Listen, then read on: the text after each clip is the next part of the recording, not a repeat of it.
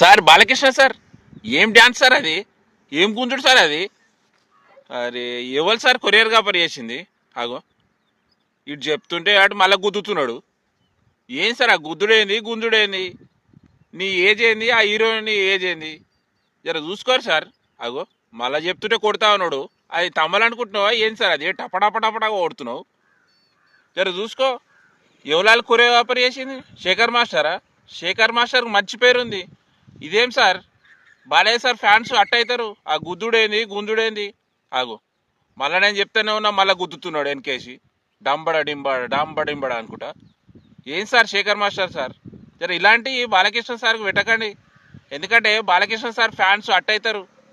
అతనికి మంచి ఫ్యాన్స్ ఉన్నారు, మాస్ అండ్ బాస్ ఉన్నారు. అలాంటి బాలకృష్ణ సార్కు ఇలాంటి డ్యాన్సులు ఎట్లా సెట్ అవుతాయి సార్? ఈ గుంజుడేంది, ఆ గుద్దుడేంది, ఆ కొట్టుడేంది? ఏం సార్ జర చూసుకోరి. ఇప్పుడు మీరంటే కొరియోగ్రాఫర్ చేసిర్రు, ఆ డైరెక్టర్ అన్నా చెప్పాలి కదా. ఆ డైరెక్టర్ చూడాలి, ఆ నిర్మాత చూసుకోవాలి. మరి హీరోనన్నా ఎట్లా ఆలోచించడో ఏమో.